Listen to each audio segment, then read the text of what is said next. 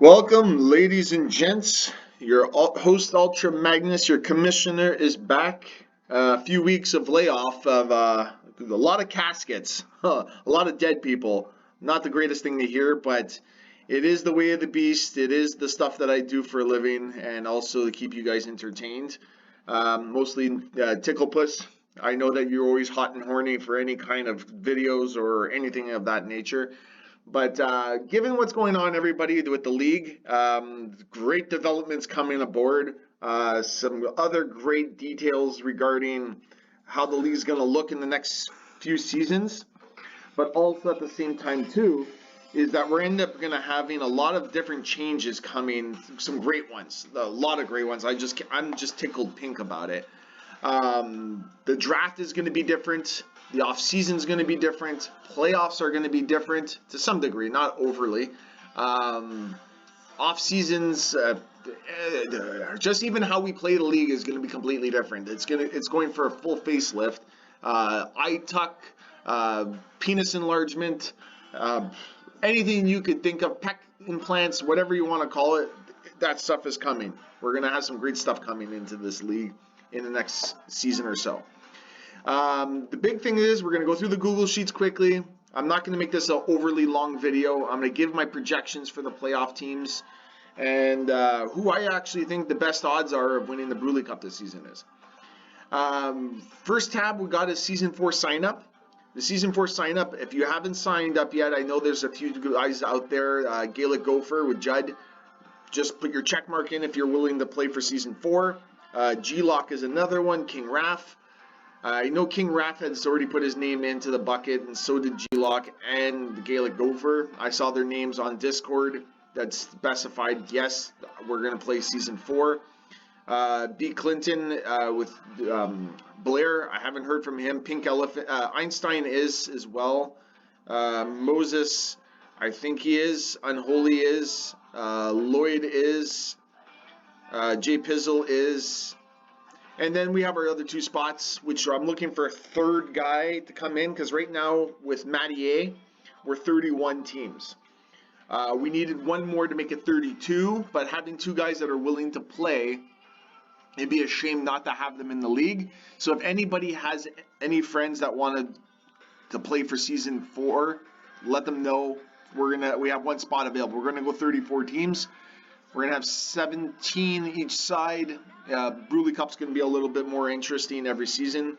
But there's going to still be the original 16. And then we're going to have 18 in the Prospect Cup. Prospect Cup's going to be more intense than the Bruley, it looks like it. But put your comments in here, things that you didn't like about Season 3, things that you did like, areas where we can improve. Some great comments, some great ideas, some changes to your team for Season 4, and also how your team names are going to look. Put that in. Expansion draft tab. I've already put 5 teams in there that I know that are going to make the playoffs. It's pretty much a foregone conclusion. There's other teams for sure that are going to go in there. I think at Colin's going to definitely end up being in there with his staggering, I think, only 3 losses. COVID, Omicron. And then there's the teams that are going to be a part of the expansion. Coach Mike's already making waves with his surprisingly underwhelming team, but he's got the ability to make some damage. Mathieu, Canstania, and Derek Sutton. So Canstania took over a garbage dumpster of a team. Derek Sutton's going to be taking over a team, creating his own team, the Hamilton Mustangs. Mathieu, I think it's K Vegas K-Ons, I think is the name of the team. Coach Mike will be returning with his Charlotte Reds. Golfer in JNC. JNC has been playing exhibitions against Adolph. Golfer, I haven't heard much from him, but he wants to play in Season 4, and we need one more guy. So if anybody knows what it is, this is going to be a big expansion season, and probably the last expansion season. We're capped at 34 teams or 32. I don't want the league getting bigger than that. The league's not going to surpass that amount, and if a team decides to step aside, then a new team will come in and will compete in a tournament, depending on how many teams are in the waitings to come in, will compete for that spot. So it's not going to be like, hey, this guy here, he wants to play, he's automatically in. Not when we're at our 32 limit. You have to wait. It's through attrition. Somebody steps away. Their team's roster goes into the draft or expansion draft, and the new teams can take over. If there is no new teams, basically they get put into the draft itself. Or if there is a new team, they basically take over that roster. So there's going to be no expansion drafts anymore. So if you're willing to step aside and you trade all away all your pieces, you're pretty much fucking the next guy who comes in.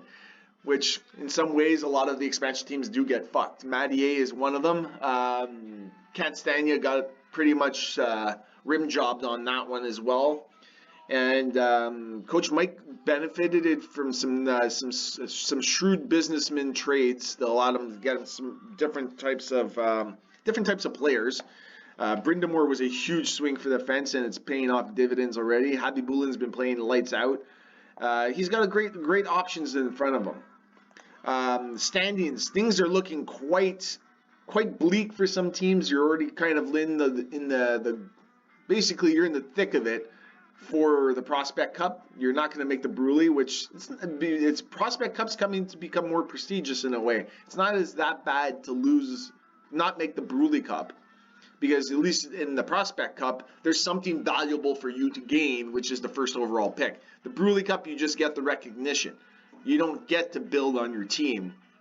But if you're winning the Prospect Cup, you're likely a team that's not all that strong to start off with. So I wouldn't fret over it. So I've done some modifications in here. The conference is based on how many points you have left to be in consideration for the conference title.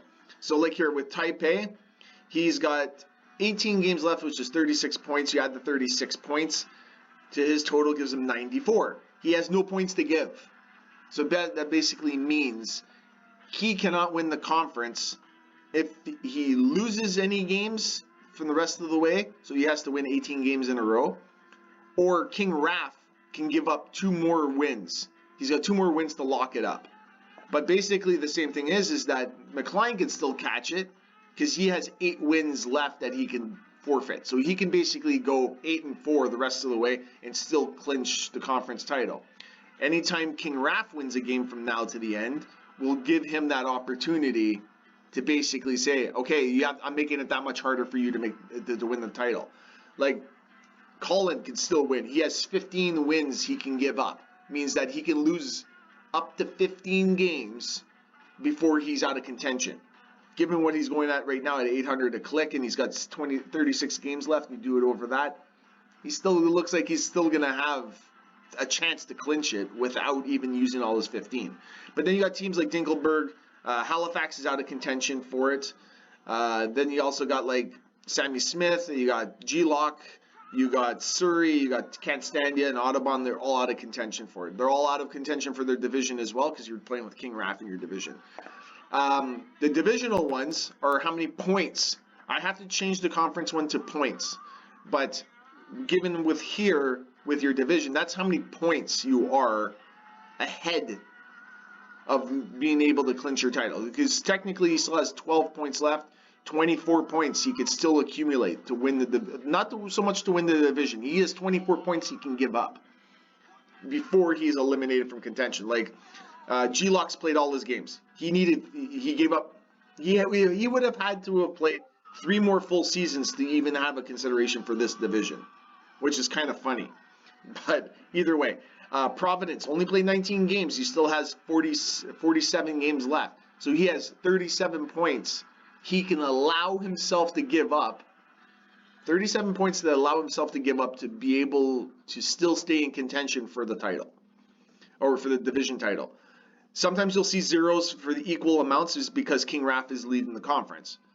So until somebody else in their conference, you'll see down here, right now is LHX leading the conference. So Ticklepuss and him have this exact same amount for the conference is because of the point differential, also how many games they can give up and how many points until they are actually out of contention. Like here for an example, for Dusty Portrait, Pitt, Uganda, and Mattier are still technically in the hunt for the division. You only can give up 9 more points, but he's got 40 games left. And do 40 over that is 80, which would still win him the division. Highland Wolf cannot get, he can only win the division unless everybody else loses out. That's the way it goes. And then the last one is this is how many points, the CE, is how many points you are ahead of ninth place. So how far ahead are you from clinching? So like here, for an example, if you used me, I have 24 points ahead of ninth. So I'm right here, 61. Ninth place has got 37. You add the 24, so you're 61. So that's how many points you are ahead of ninth place. So Richfield is probably the best example. They're only 1 point ahead of Ugandan for the final playoff spot. This is all going to change. We still have about 350 games left to play. So given that, we're going to have to wait and see how everything else transpires from there. But I'm pretty sure everything else will be fine. Basically right now as well, we have the league leaders. That hasn't changed. Everything else is still in here. Everything else is still groovy. Going back to the standings quickly, we have the playoff picture, but also the power polls. This is going to be updated today. I just have to finish it.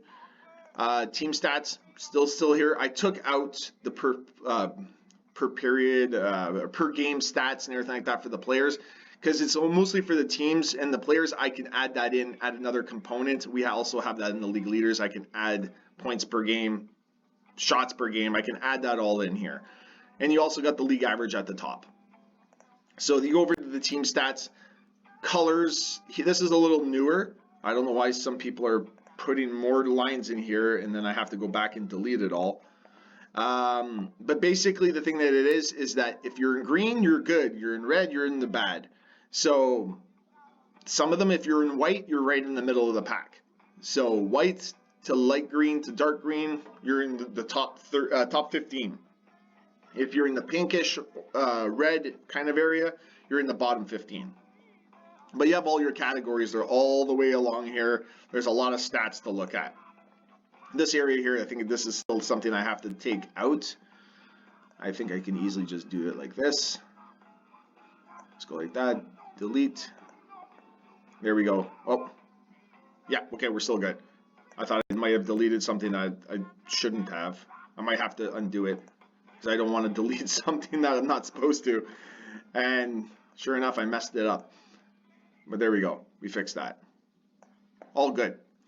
Player stats. This thing might disappear. I'm not 100% sure. It might just stay at the top. The player comparison is gone. This will be gone. I'm not needing to keep this anymore. I think the easiest thing for me to do right away is just delete it now.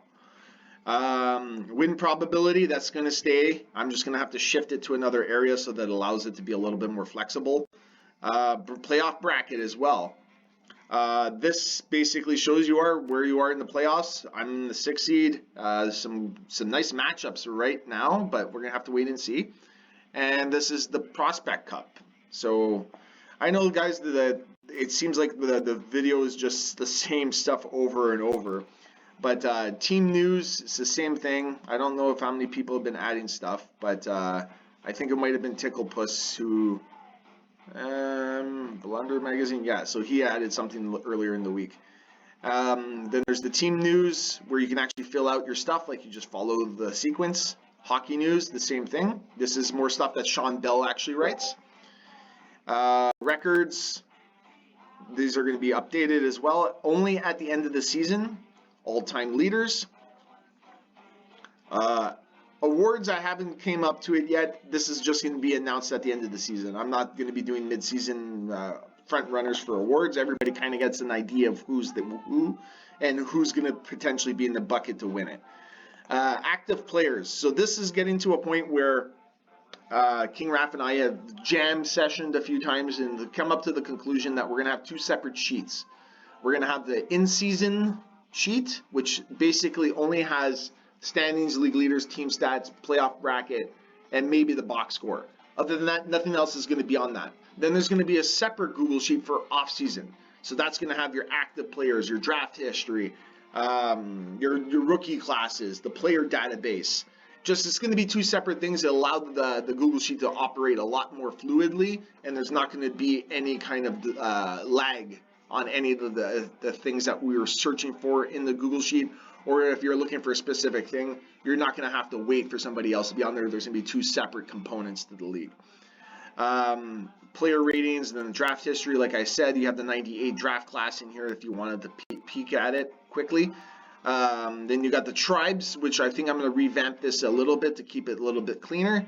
And league recaps, this is something that I have to go back to the 95 to kind of get an idea. But this is all like the home record of all the teams during the season, the away, the margin of victory, the most shots taken in a game with two guys. Same thing with penalty minutes, combined goals, pass attempts, most face-off, most breakaways, one-timers, and goalie goals, which there's been 3 or 4 this season, which is crazy to think that. I'm going to have to go back and look at the details.